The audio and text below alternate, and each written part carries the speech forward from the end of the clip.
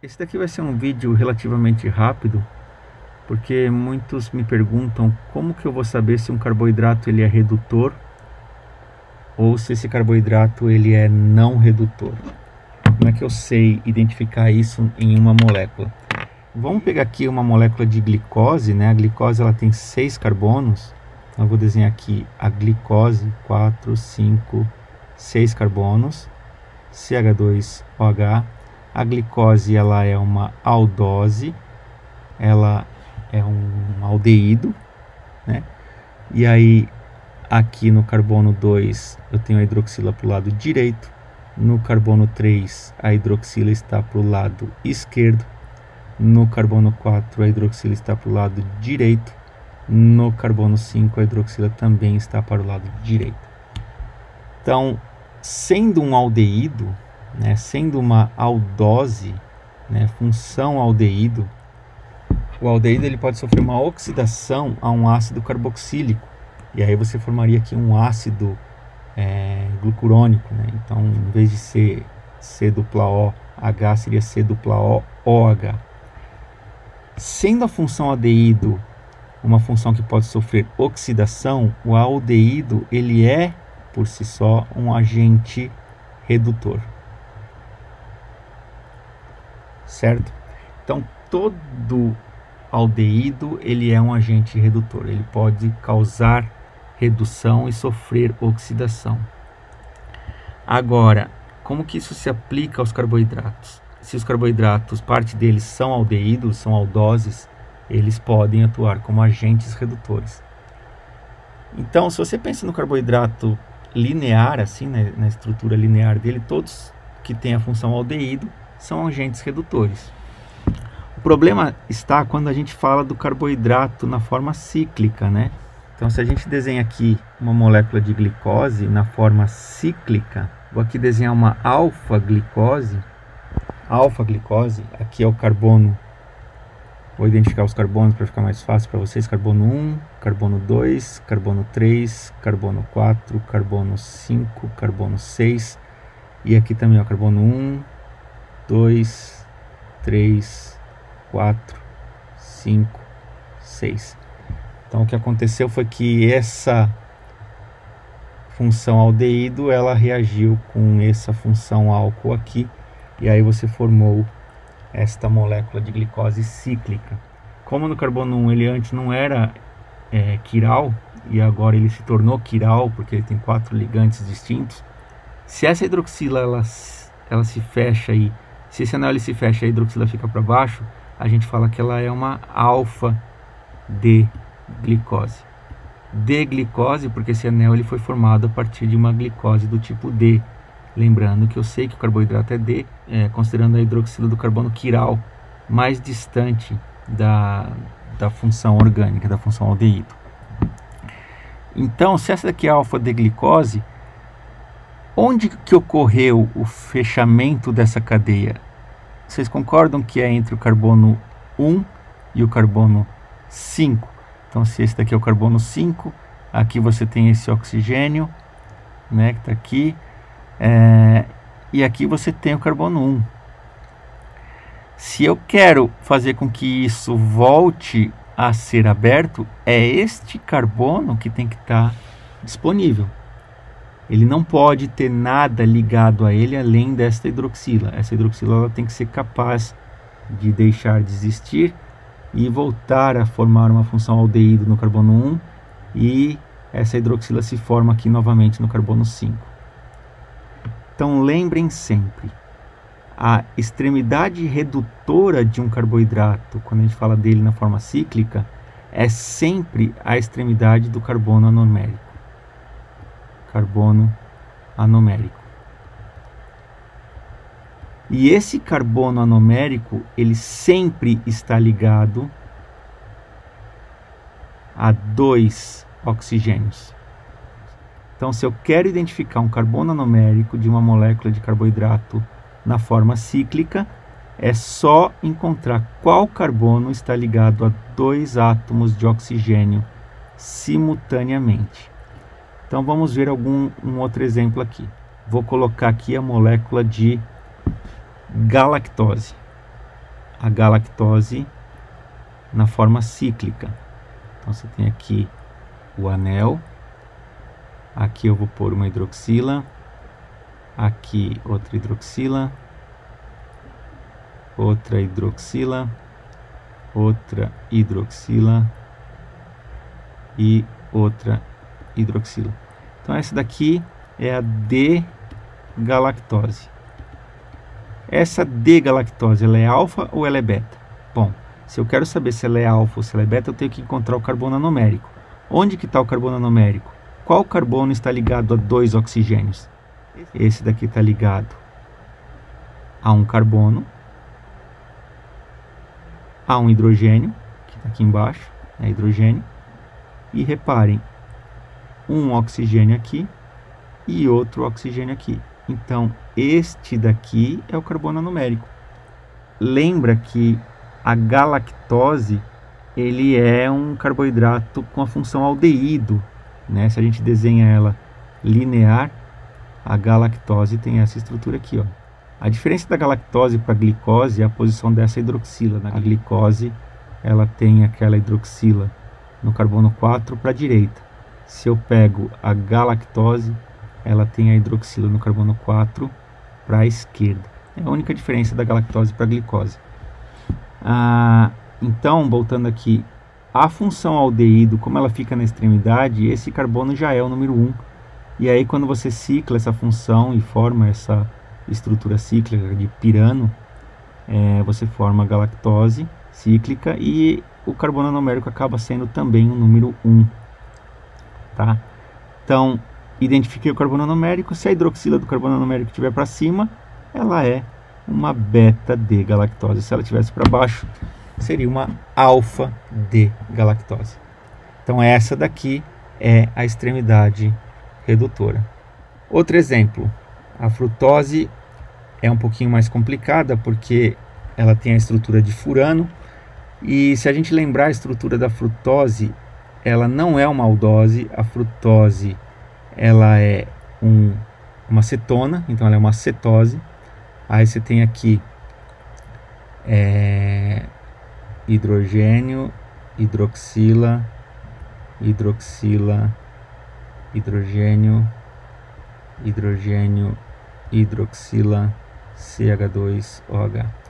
E aí aqui você tem o carbono 1, 2, 3, 4, 5, 6.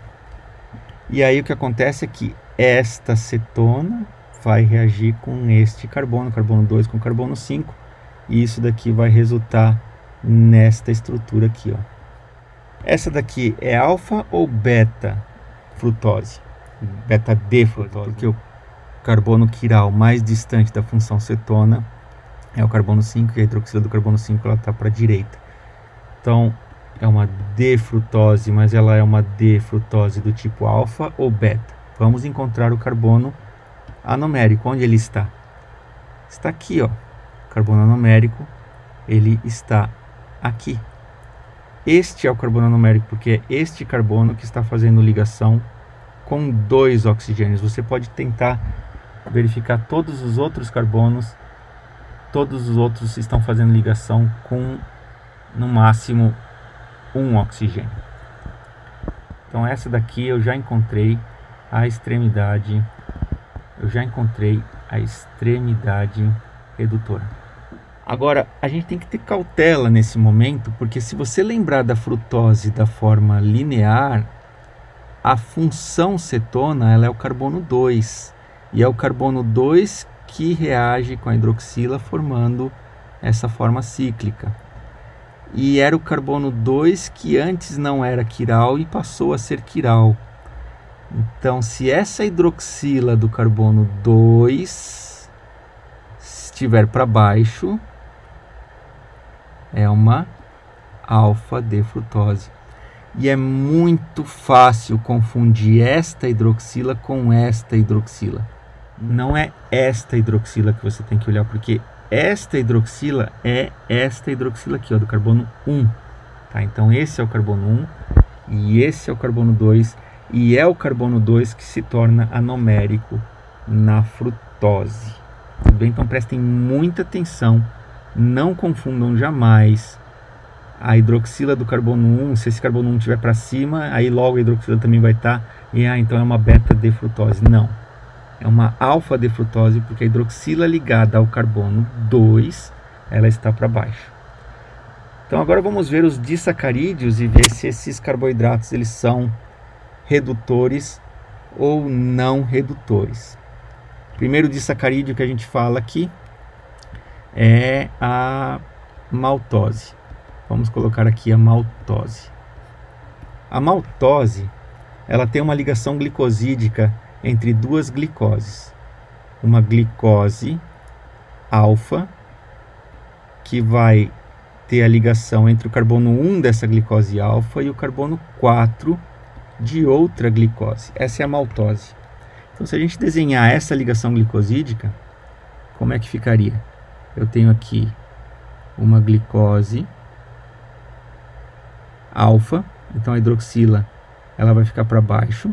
Essa hidroxila aqui é para baixo, essa daqui é para cima, essa daqui é para baixo, essa daqui, o carbono 6, tem a hidroxila aqui. Então essa daqui é a alfa de glicose, este é o carbono 1, este é o carbono 4. Esta glicose ela vai se ligar com outra glicose, mas agora com o carbono 4 da outra glicose. Vamos lá, a outra glicose está aqui. Glicose. Aí eu vou desenhar aqui tanto alfa como beta, eu vou colocar aqui uma alfa, tá? Só para ilustrar. Eu poderia colocar para cima, não tem problema, pode ser tanto para cima como para baixo. E aí aqui para baixo, aqui para cima e aqui para cima. Então veja que eu tenho carbono 4, aqui eu tenho carbono 1. Então aqui eu tenho a ligação glicosídica do tipo alfa 1, 4. Que é justamente essa daqui, se a gente for representar ela de uma forma mais completa. Mas alfa 1, 4 já é suficiente para você representar esse tipo de ligação glicosídica. Agora reparem, esta glicose concorda que o carbono anomérico está ocupado. Esse daqui é o carbono anomérico, carbono 1, porque é ele que está ligado a 2 oxigênios. Ó. Ele está ocupado. Então, se ele está ocupado fazendo uma ligação alfa 1, 4, ele não pode abrir. Então, ele não pode voltar a ser uma estrutura linear. Agora, percebam que esta molécula aqui, por sua vez, tem o carbono anomérico livre. Olha, o carbono anomérico aqui, um oxigênio, outro oxigênio. Este carbono está livre. Então, isso daqui pode linearizar. E se ele lineariza, eu vou ter novamente a função aldeído ali. Não tem problema que o quarto carbono ali, a quarta hidroxila, né, que é essa hidroxila aqui voltada para a direita, não tem problema que essa hidroxila vai estar ligada com uma glicose cíclica, né? Não vai ter problema aqui, então, eu ter uma glicose cíclica ligada a ela. O problema é que, a questão é que, estando essa extremidade redutora livre, sem nenhuma ligação glicosídica, então, se ela está livre, ela pode linearizar. Então, a maltose, ela é um carboidrato conhecido como carboidrato redutor. Ele pode causar reduções e sofrer oxidação. Certo? Vamos a um outro exemplo. Vamos pegar aqui a lactose. Lactose é um disacarídeo. A lactose ela é feita por uma galactose, que é um monossacarídeo, na forma beta, ligando o carbono 1 desta beta-galactose com o carbono 4 de uma glicose. Então vamos pegar aqui uma beta-galactose, está aqui, beta, a hidroxila do carbono anomérico está para cima, é esse carbono anomérico que está para cima, aqui está para baixo, aqui está para cima, aqui está para cima, aqui fica para cá. A posição dessas hidroxilas, ela é por conta da posição das hidroxilas na cadeia linear, tá? Então, elas não tem como ser diferente. Se eu mudo a posição dessas hidroxilas, eu mudo o carboidrato obrigatoriamente. A única que pode ser para cima ou para baixo é a hidroxila do carbono anomérico, porque lembrem, na forma linear, a hidroxila, o carbono 1, ele não era quiral. Então aqui eu tenho o carbono 1 da galactose, e ele vai ligar com o carbono 4 de uma glicose. Então vamos colocar aqui a glicose, carbono 4. A glicose, ela tem a hidroxila do carbono 4 para baixo, então eu faço a ligação desse jeito. Aqui tá para cá, para cá, para cá, e aí aqui eu coloco para baixo de novo, mas de novo eu poderia colocar para cima sem nenhum problema. Reparem então que esse é o carbono 4, essa daqui é uma ligação do tipo beta 1,4. Beta porque o carbono 1 da galactose é o carbono anomérico e ele é beta, né? Então é uma beta-galactose. E 4 eu não coloco alfa ou beta porque, como eu já disse, repetindo, a hidroxila do carbono 4 da glicose, ela sempre foi para baixo, ela sempre será para baixo. Se eu passo essa hidroxila para cima, eu transformo a glicose em galactose, então muda a molécula completamente. Agora reparem aqui na extremidade anomérica da glicose, ela não está livre? Se ela está livre, ela pode linearizar. E se ela linearizar, você tem novamente a função aldeído, e isso daqui então, a lactose, ela também é conhecida como um açúcar redutor. Correto? Vamos pegar aqui mais um exemplo, a trealose. Trealose. A trealose, ela é uma molécula feita por uma glicose alfa, onde você tem a ligação do carbono 1 dessa glicose alfa com o carbono 1 de uma outra glicose alfa. Então vamos representar esta molécula aqui, uma glicose alfa. Se é alfa, está para baixo, com outra glicose alfa. Então aqui eu tenho, vou colocar aqui as hidroxilas para vocês entenderem. Hidroxila, hidroxila, hidroxila, hidroxila, e aqui completando a estrutura da molécula, para baixo, para cima, para baixo. Tem que tomar cuidado aqui nessa molécula, que reparem, é a ligação do carbono 1 com carbono 1. Então esse é o carbono 1, esse é o carbono 1. Reparem que eu tenho aqui uma visão espelhada das duas, né? É a mesma molécula, só que uma voltada para frente. Onde estão os carbonos anoméricos? Eu tenho eles aqui, ó. Carbono anomérico aqui, carbono anomérico aqui. Os dois carbonos estão ocupados. Os dois carbonos estão ocupados fazendo uma ligação glicosídica do tipo alfa 1 alfa. Se os dois estão ocupados, não lineariza. Se não linearizar, logo não vai ter formação de função aldeído novamente, e então a trealose, ela é um carboidrato não redutor. Não é fácil? Então é só identificar qual que é o carbono anomérico. Se a ligação desse carbono anomérico, se a ligação glicosídica envolver apenas um dos carbonos anoméricos, o carboidrato ele é redutor. Se a ligação glicosídica envolver os dois carbonos anoméricos, então o carboidrato ele é não redutor. Um último exemplo aqui que a gente pode citar é a sacarose, né? A sacarose, ela também é abundante na nossa alimentação. A sacarose, ela é uma ligação entre uma glicose alfa, carbono 1 dessa glicose alfa, com o carbono 2 de uma frutose beta. Tá? A gente costuma representar mais simples essa ligação como apenas alfa 1, 2. Tá? Então, isso daqui é uma representação mais completa da ligação glicosídica, uma que inclusive menciona que tipo de frutose que é. Então vamos ver como é que fica essa molécula aqui de sacarose. Eu desenho aqui uma glicose, carbono 6, carbono 4, carbono 3, carbono 2, carbono 1, eu coloco a hidroxila para baixo. Agora nos resta desenhar a frutose. A frutose é beta, então a hidroxila da frutose está para cima. Então vamos fazer assim, ó. Pronto. Este daqui é o carbono anomérico da frutose, é o carbono 2. de uma beta-frutose, porque o carbono anomérico, que é o que está ligado a 2 oxigênios, a hidroxila dele está para cima. Lembra que eu falei, não confundam com a hidroxila que está ligada no carbono 1. Esse daqui é o carbono 1. O carbono 2 é o carbono anomérico. Esse daqui é o carbono 1 da glicose. Então a glicose é alfa, a frutose é beta. Os dois carbonos anoméricos estão ocupados. Então você não tem linearização. Então a gente fala que a sacarose também é um carboidrato do tipo não redutor. Você pode identificar o tipo de carboidrato como sendo redutor ou não redutor apenas olhando o tipo de ligação glicosídica. E você não precisa saber nenhum nome do carboidrato.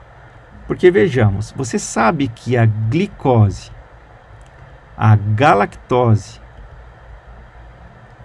elas têm o carbono anomérico como sendo carbono 1. Né? Então você tem uma estrutura mais ou menos assim, as duas moléculas, e esse daqui é o carbono 1, é esse daqui que pode estar para cima, ser beta, ou pode estar para baixo e ser alfa. Então aqui alfa, e se estiver para cima seria beta. Né? Então, seja glicose, seja galactose, é sempre o carbono 1, o carbono anomérico. A frutose, pelo fato dela ser uma cetose, o carbono anomérico não pode ser o 1, porque a glicose e a galactose são aldoses, né? Por isso que elas têm o carbono anomérico como sendo 1. A função aldeído já é o 1. A frutose, a função cetona está no 2, ela não pode estar na extremidade, senão seria justamente um aldeído. Então, se a frutose é uma cetose, o carbono anomérico jamais vai ser o 1. Qual vai ser o carbono anomérico? O carbono anomérico é o 2. Carbono 2. Correto? Então, a gente entendendo que glicose e galactose são aldoses e por isso possuem o carbono anomérico na forma cíclica como sendo carbono 1, e se a gente entende que a frutose, sendo uma cetose, possui na forma cíclica o carbono anomérico como na posição 2, fica fácil a gente identificar o tipo de carboidrato, se ele é redutor ou não redutor, apenas pelo tipo de ligação glicosídica. Vamos ver aqui, ó, uma glicose alfa, carbono 1 desta glicose, ligando com o carbono 4 de uma galactose. Eu não faço ideia de que carboidrato é esse. Eu não faço ideia de que carboidrato é esse. Deve existir, deve ser possível? É possível, eu só não sei qual é o nome desse disacarídeo. Mas reparem, qual que era o carbono anomérico da glicose e da galactose? Não é o carbono 1? Então o carbono 1 da galactose ele não está fazendo ligação glicosídica. Se ele não está fazendo ligação glicosídica, a galactose pode ser linearizada. Então esse daqui é um carboidrato redutor. Vamos ver outro exemplo. Vamos pegar um carboidrato que a gente usa muito na alimentação, que é a sacarose. Sacarose, glicose alfa, 2 beta-frutose.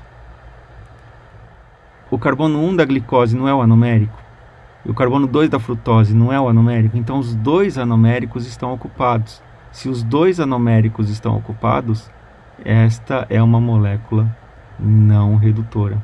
Por fim, vamos ver aqui uma outra molécula, glicose alfa 1 alfa glicose.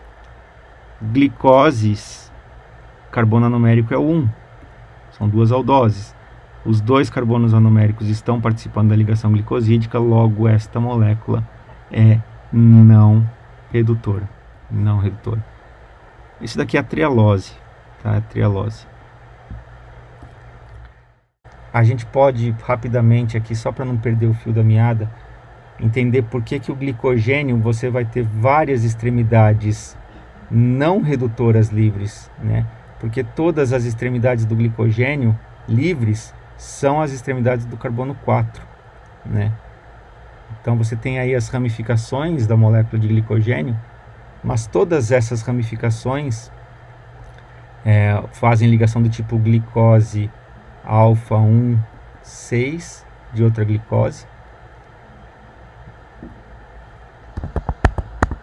alfa 1, 6 de outra glicose, Então, e aí você vai ter lá só uma glicose, né? Só uma glicose com a extremidade redutora livre.